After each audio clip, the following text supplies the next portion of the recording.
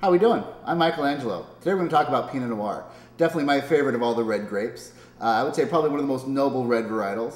Of course, it has its origins from the French regions, mainly in Burgundy, where it makes the fabulous single varietal wines. Also in the Champagne region, where it's used to blend as a main component in sparkling wines. Also, it's got a little bit of international acclaim. It's known in Italy as Pinot Negro. The Germans call it Spätburgunder, and the Austrians call it Blauburgunder. With the Pinot Noir grape, it's definitely more of a finesse varietal. Thinner skin is going to produce a lighter grape. It's going to be more of a varietal that you're looking to pair with lighter dishes.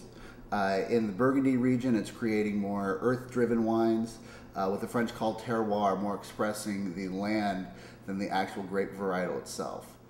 So Pinot Noir, of course, is on its way to the New World.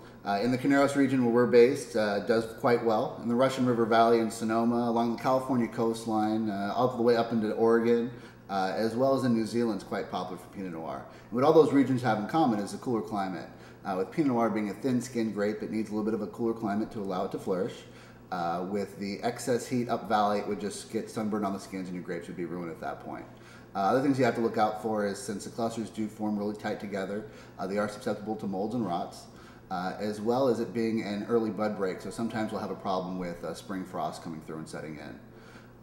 For me, what makes Pinot Noir great is its finesse. It's more of a delicate varietal, a little bit more of a feminine grape. We always look at Cabernet as being a very bold, masculine style. Something else that makes Pinot Noir unique is it's one of the most genetically unstable varietal. Most of the time, if you're creating a new grape varietal, you'd have to cross two different varietals. For instance, Cabernet Sauvignon comes from a cross between Cabernet Franc and Sauvignon Blanc. You look at Pinot Noir and it mutates very easily. So something like Pinot Gris, Pinot Blanc, Pinot Meunier, instead of being crossed, they are actually Pinot Noir, just different mutations of that same grape varietal.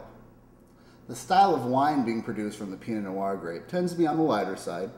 More of those bright red fruits coming through, plums, cherries, strawberries, raspberries. It'll often have an earthy component to it, talking things like mushroom, wet soil. Often there will be some oak influence with the use of the barrels, but more of a spice component comes through. You'll get some of that vanilla, but a lot of the baking spices as well, things like cinnamon, nutmeg, vanilla, clove. When it comes to food pairing options, Pinot Noir is a great choice. It's something that's going to be very versatile. It tends to produce a lighter bodied wine using those thin skinned grapes. It's going to allow it to pair with dishes that are a little bit more finesse driven, not these big powerhouse, not a big grilled steak, a roast, a stew. That's going to be over the top. Something a little bit more delicate. Pork's a great pairing.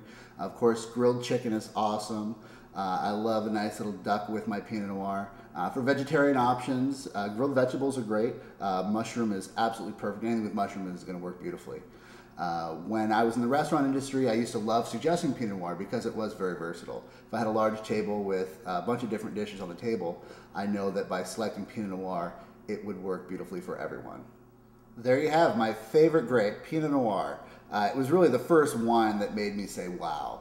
And hopefully you'll have that same experience with Pinot Noir in the future. I'm Michelangelo, and this is your guide to the world of wine. Thanks.